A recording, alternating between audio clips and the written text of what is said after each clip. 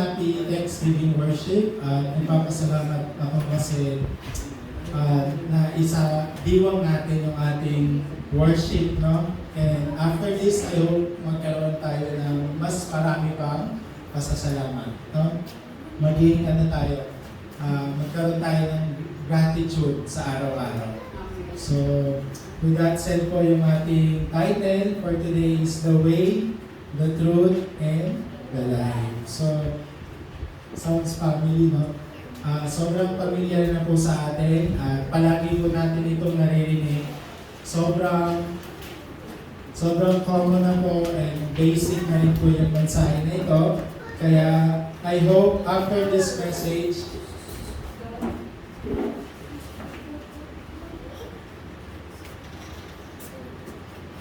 so after this message, I hope magkaroon tayo ng tamang prayer topic, yung fresh.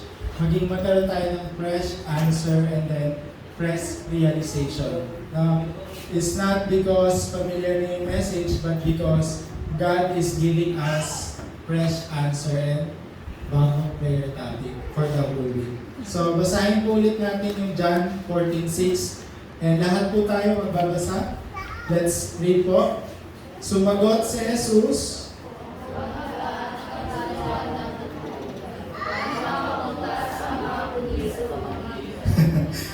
may kape naman lahat, no? Parang hindi. Ako kainom ko lang ng kape. So, I guess nakita ko yung iba nagkape. So, ayun. Sa ating introduction, let's read po yung reason for lifelong gratitude. So, ano ba yung reason natin para sa tayo ay magkaroon ng mas marami pang pasasalamat? Sige, antayin mo na natin sa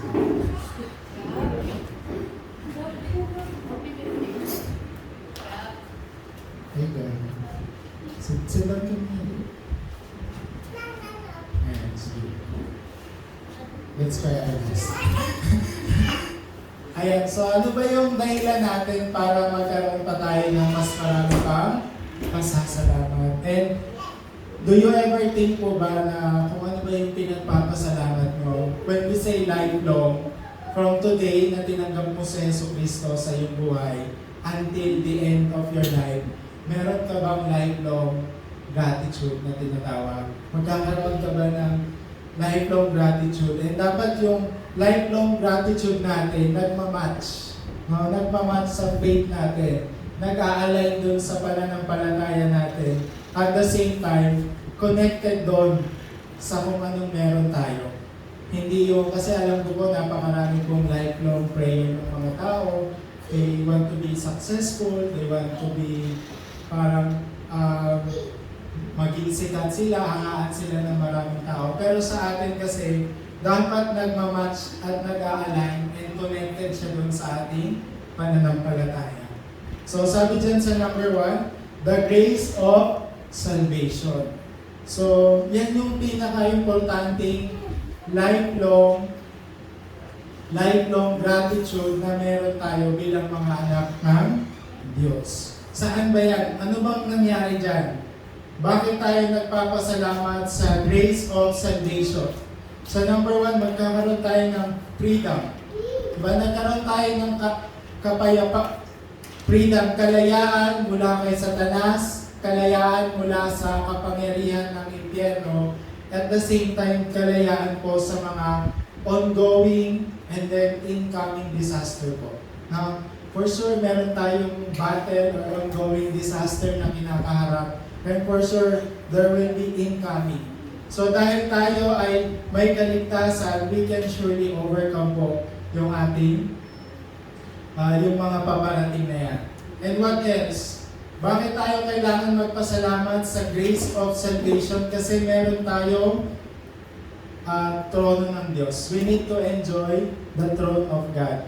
Without the salvation po, kahit gusto nyo pong ma-enjoy yung trono ng Diyos, hindi nyo po ma-enjoy kasi wala po kayong access. Wala po kayong access sa kapangyarihan ng trono ng Diyos without the grace of salvation.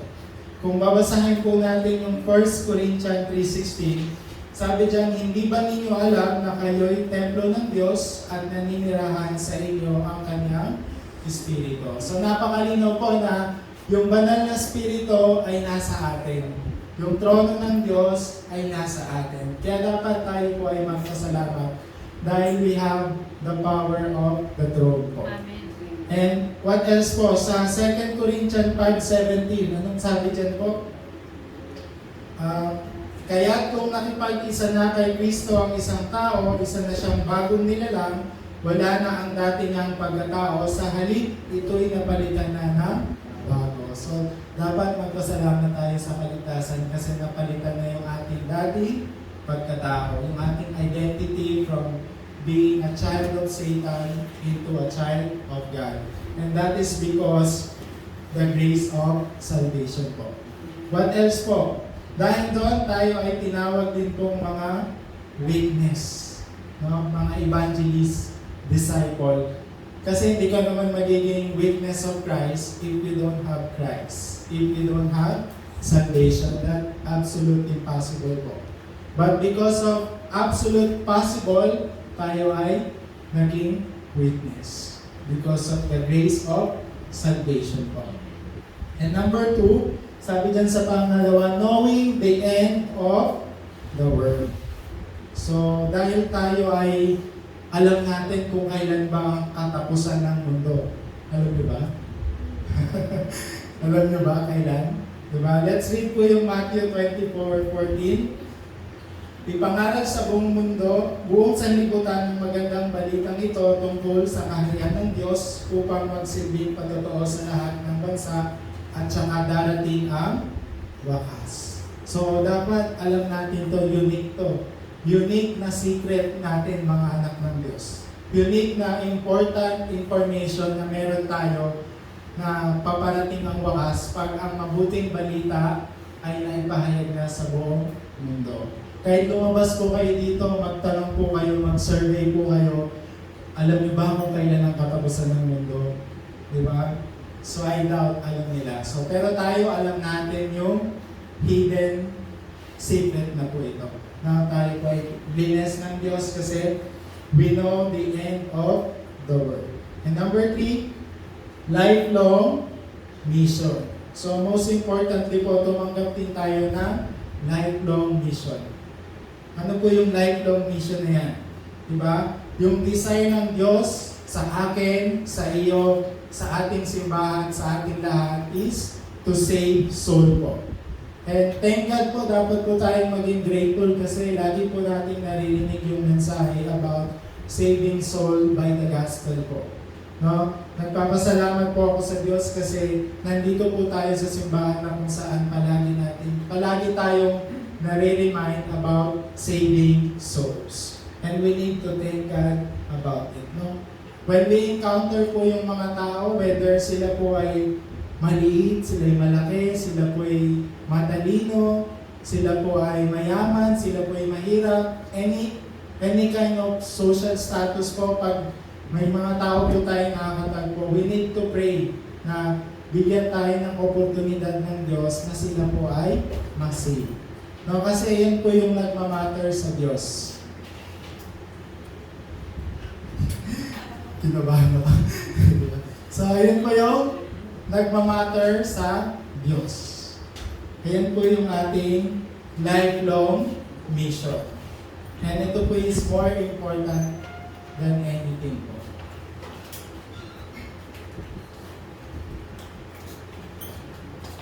What else po? And because of that po, we can confirm po yung love of God sa atin.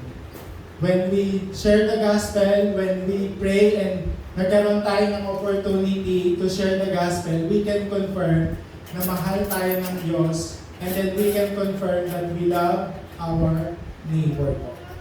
Diba? Napaka-importante po. And what else po? We need to share the gospel in all nations po. Lahat ng bansa. Lagi po natin naririnig yung 2, 3, 7 po.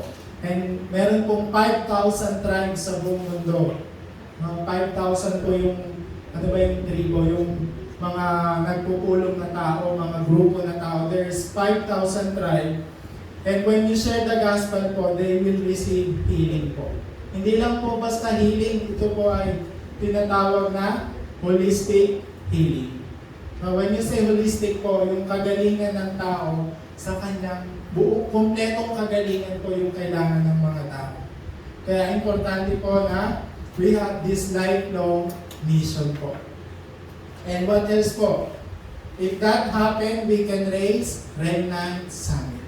Ano po yung magiging result? Magkakaroon po ng Remnant Summit Movement. Ibig sabihin po nun yung feeding the lamb. Sabi ni Jesus kay Peter, no, mahal mo ba ako?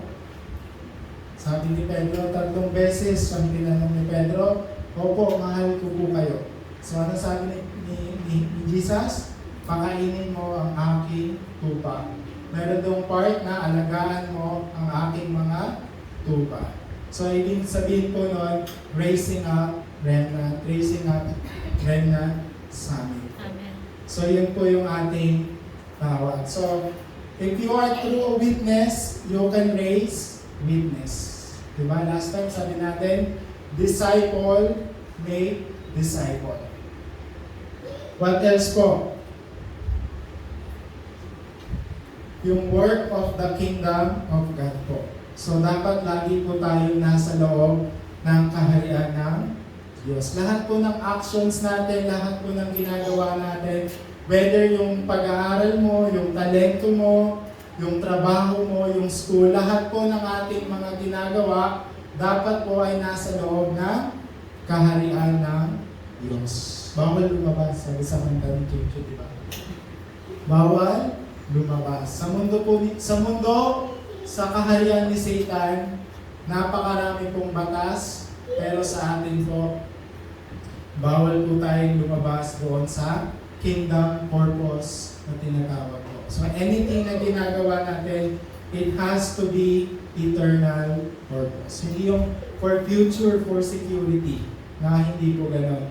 We are called for kingdom purpose and eternal purpose. Bakit po? Kasi because of our life, yung darkness of Satan will be destroyed, angels will mobilize, and the kingdom of God will come sa buong mundo. Yun po yung all that matters po. Yun po yung pinaka-importante. So sa ating pong main message, ayan, so ano po yung task mo? So, eternal answer that I have. So, ano ba yung eternal answer na meron tayo? I know, it's familiar na rin po sa atin itong verse na to. I wanna read po yung Acts 3:6. Sabi dyan, ngunit sinabi ni Pedro, wala akong pila o ginto, ngunit kung anong meron ako, ay siya kong ibibigay sa iyo. Sa pangalan ni Jesucristo, taga Nazaret, tumayo ka at lumakad. So, healing take place po at sa pangalan ni Jesus. Ang kagalingan po ay nagaganap. Now, that time, hindi naman po nagbigay ng gamot o ng reseta si Pedro at si John. No? Wala po silang binigay na kahit ano. Ano pong binigay nila? Sa pangalan ni Jesus, tumayo ka at lumakad. So, we are blessed and we have to be thankful kasi nasa atin po yung pangalan na yun. Kasama po natin. So, number 1, the only way. Sobrang familiar na po ito sa atin. Bakit po lagi natin itong naririnig? Kasi there's so many false way, wrong turn. Diba? Napakarami pong klase ng daan, napakadami pong puwad na propeta na nagpapahayag ng salita ng Diyos. So, I guess rightful lang po na palagi natin marinig yung mensahe that Jesus is the only way. No? Christ is the accurate way po para sa atin. And we need to believe po and we need to be grateful na tinanggap natin si Jesus bilang isang propeta na siyang tanging daan po para makabalik tayo sa Diyos. Amen? The way to meet God, and because of that, magkakaroon po tayo ng peace and spiritual rest. Gusto niyo bang magkaroon ng spiritual rest? Now, you need to remember that Jesus Christ is the only way. Amen. Are you grateful po about Jesus is the only way? Amen. Ano pa? Only way for the salvation to solve the fundamental problems. Unless may iba pa po tayong paraan, may iba pa po tayong way na ginagamit. But for us po, we have Christ as a true prophet to resolve yung fundamental problems po ng tao. Amen? Ano pa? The only way to create baptism. So, may iba pa ba tayong paraan para maka-create ng baptism? Wala na po. And we have to be thankful na meron tayong wisdom na si Jesus ang Kristo ang siyang taming daan po. Amen. So let's say po, salamat Panginoon. Salamat, Panginoon. Until now po, no? Until now, ang Diyos po ay nagbibigay sa atin ng way. Sabi sa kanta, di ba? God will make a way where there seems to be no way. Diba? So, lang po natin, wala pong way, pero meron po. Okay. Number 2, only truth. So, ano ba tong only truth? Ano ibig sabihin ng only truth? Only truth, ibig sabihin, unchangeable truth. Yan. Hindi po nababagong katotohanan po. No? Pagbalik-balik ta rin mo man yung mensahe, pagbalik-balik ta rin mo man yung mga bagay, yung katotohanan na to, ayun pa rin. Amen. Wala po tayong unstoppable. Hindi rin po siya titigil. Ano pa? Unshakable. Hindi rin po siya masashake. No? Yung katotohanan na ito, ano yung mga katotohanan na yun? No, number 1 dyan, triune God is with us. Naamin siya. Triune God is with us and we have the power and the blessing of throne po. Diba? Yun po yung katotohanan na meron po tayong power and the blessing of throne. Ibig sabihin po nun, wala na tayo sa batas ng kasalanan. Wala na tayo sa batas ng kasalanan at problema. At hindi na po magbabago yun. Yun po yung katotohanan na wala na tayo sa batas. Because Jesus is a true prophet para sa atin po. And ano pa po, yung katotohanan about sa only Christ, only Kingdom of God, and only Holy Spirit. Lagi po natin naririnig yung Acts 1:3-8 po. Ano pong ibig sabihin ng only Christ, Kingdom of God, and only the Holy Spirit. So yun po yung katotohanan na kailangan po natin. Yun po yung unchangeable truth po. Hindi po yun nababago. Ano ba yung katotohanan? Yung si Jesus namatay sa krus para sa ating kasalanan. Totoo po yun. Kung hanggang ngayon nagda-doubt pa rin kayo, ako na po yung nagsasabi. Totoo po yun. No?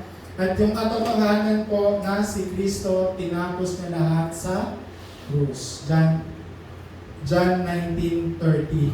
It is finished. Totoo po yun. Huling tatlong salita po yun. It is finished. Na sinabi ni Jesus. Ano pa po? Katotohanan na si Jesus po ay muling nabuhay. Umakyat sa langit, yung tinatawag po na incarnation and resurrection. Totoo din po yun. Maaaring hindi natin nakita yun ng ating physical na mata, pero totoo po na si Jesus umakyat sa langit at muling nabuhay. Sabi sa Acts 1:11, para wala dyan, basahin ko na lang. Kayong mga taga-Galilea, bakit kayo nakatayo rito at nakatingin sa langit? Itong si Jesus na umakyat sa langit ay magbabalik gaya ng nakita ninyong pag-akyat niya. So yung kanyang second coming. Sensitive yung topic, minsan ang hirap i-defend ng topic about second coming, pero totoo po yun na si Jesus po ay magbabalik. Sabi sa Bible, siya ay magbabalik parang magnanakaw. Ano yung magnanakaw? Alam niyo ba na darating yung magnanakaw? Di ba? Walang nakakalam kung kailan ka mananakawan. Di ba? Pero ganun po. Totoo po na si Jesus ay may second coming. So, ano ba po? Only the Word of God is the truth. Kailangan nating mag-abide sa salita ng Diyos kasi ang salita ng Diyos ay buhay, mabisa. Sabi sa Biblia. No? Let's read po yung John 8:31 hanggang 32. Sinabi ni Jesus sa mga Hudyong naniniwala sa Kanya, kung patuloy kayong susunod sa aking turo, kayo may tunay na mga alagad ko. Makikita ninyo ang katotohanan at ang katotohanan ang magpapalaya sa inyo. Amen. Amen. Diba? The truth will set you free. So, gusto niyo ba maging free? Amen. Diba? Gusto niyo maging free? Ibig sabihin, we need to abide sa salita ng Diyos. Kailangan natin mag-swimming sa salita ng Diyos. Kung malunod, sige, okay lang. Pero kailangan tayo, kung kailangan natin magpakalunod sa salita ng Diyos, okay lang. Kasi tayo ay mga tatawagin mga disciple of Christ. And hindi niyo po yun maa-avoid. You cannot avoid that kind of truth. Amen. Ano ba po? Yeah, there's so many lies. No? Napakarami pong lies sa mundo. Minsan yung nanay ko po sa Facebook, di ba? May ganito, may ganyan. 90% o let's say 80%. Let's give a benefit of the doubt po. 80% po sa Facebook ay walang katotohanan. Diba? There's so many lies po na napapanood natin, lalo sa mga bata. There's so many lies. Sobrang daming magaling mag-edit, sobrang daming magaling magsalita. Kaya nalilito na po yung mga tao. But the good thing is, alam na natin yung truth. At kailangan tayo magpasalamat sa Panginoon. And let's say together po, thank you for unchangeable truth. Thank you for unchangeable truth.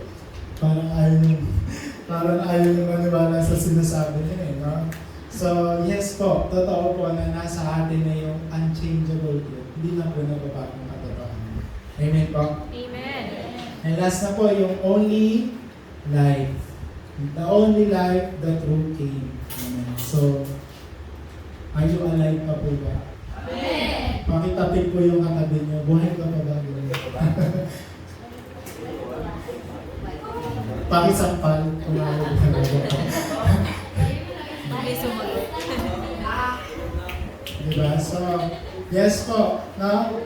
Tayo po ay may buhay. No? Kasi ang Diyos po yung source of life.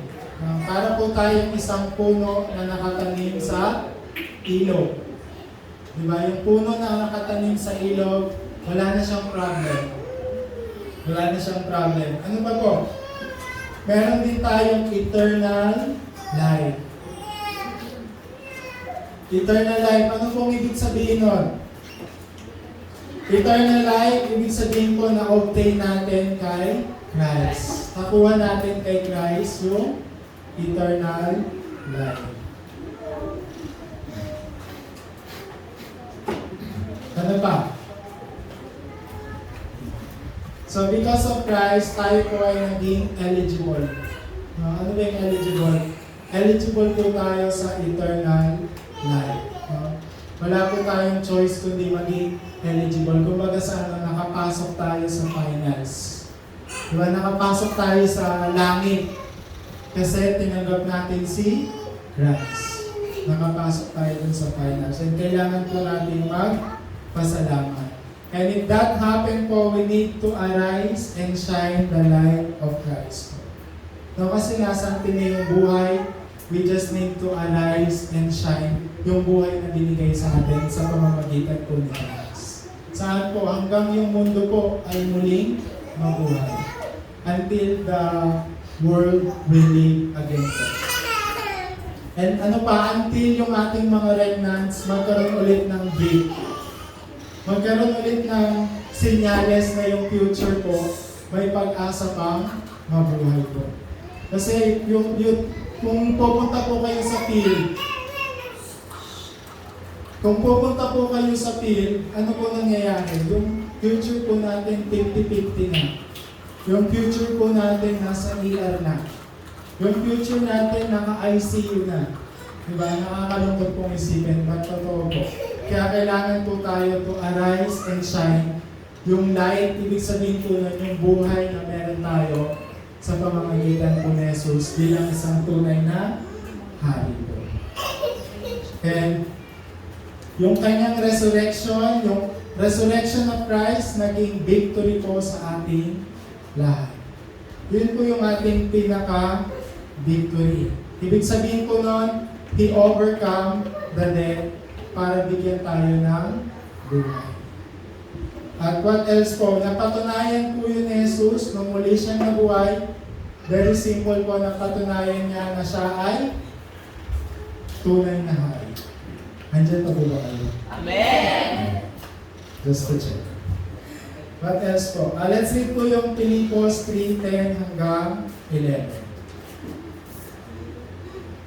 Let's read all together po.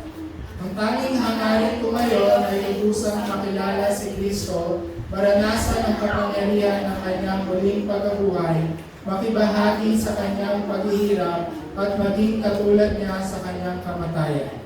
Umaasa ang muling bubuhayin mula sa kamatayan. So, we are already alive, we are already free. Alive and free po. Malaya na po tayo. And we have to be compassionate po to know Christ more. Diba? Hindi siya yung parang maging routine na lang. We need to be compassionate na mas lalo pa natin makilala si Jesu Cristo. And because of that, we can offer gratitude po. We can thank God po. No? Let's say together, salamat po Panginoon sa buhay. Salamat po, Panginoon, sa buhay. Diba? So we are alive, we are survived. Diba? We're still alive. Sabi nga nila, are you still alive? Diba? We're still alive po. Sabi nga ni Mong Salim, okay lang yan, hindi ka pa naman patay. Diba? Hindi ka pa patay. So we have to be thankful kasi buhay pa naman tayo. Humihinga pa tayo, kumakain pa tayo 3 beses sa isang araw. Yung iba 5 beses pa. Diba? So we are alive and free po. Let's proceed po sa ating conclusion. Very simple lang po yung ating conclusion. We have to enjoy Christ as a true way, truth, and life po. Kailangan po natin matamasa. And let's be a one person po who will be minister as a true priest and enjoy yung unchangeable truth sa buhay po natin. So let's be that one person. Dapat alam mo sa sarili mo na I should be this one person. Diba? Kasi kung hindi, magiging stagnant tayo. Alam mo ba yung stagnant? Diba yung stagnant yung halaman na hindi lumalago? Diba? So ayaw naman natin na maging halaman tayo na hindi lumalago. So importante po yun.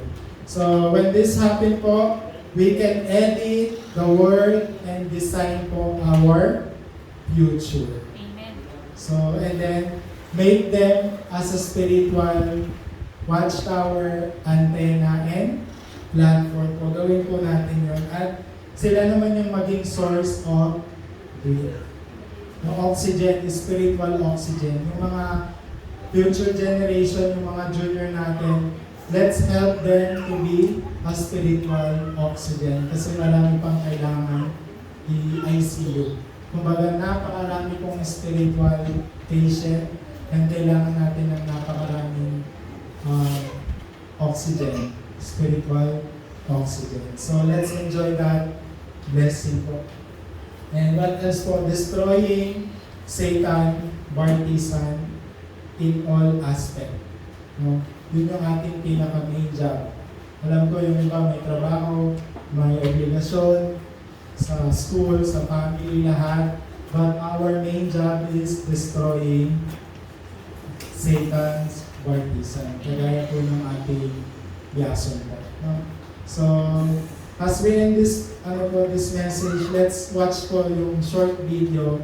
Let's thank God po for this year. So, kung di kayo nasama, sorry po. Kagabi ko lang po ginawa.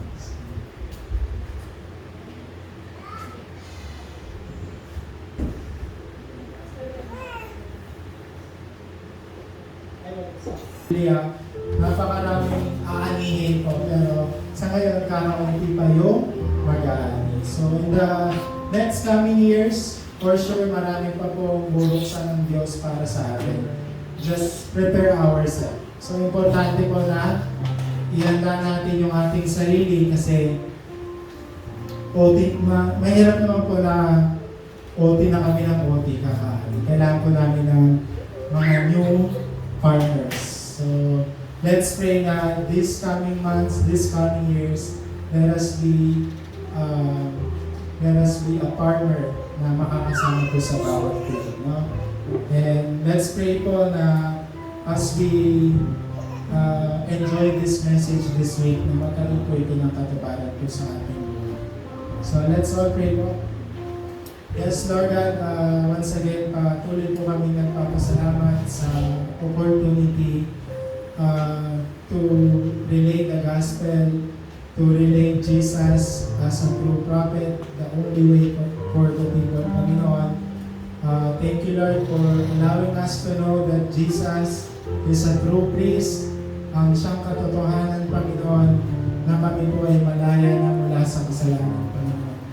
And we pray, Lord, na kami nagpapasalamat na tinanggap namin si Jesus bilang isang tunay na hari na siyang nagwasak sa pagkilos ni Satanas sa partisan ni Satan, Panginoon. We pray, Lord, that we have to enjoy this blessing po na patuloy kaming gamitin for the golden fishing ground, Panginoon. And we pray, Lord, na yung opportunity to establish church po sa lugar ng Biason ay maging turning point to save the field of Biason, to destroy work of Satan sa lugar ng Biason, and to raise up remnant son and remnant disciple of Panginoon. We pray in Jesus' name. Amen.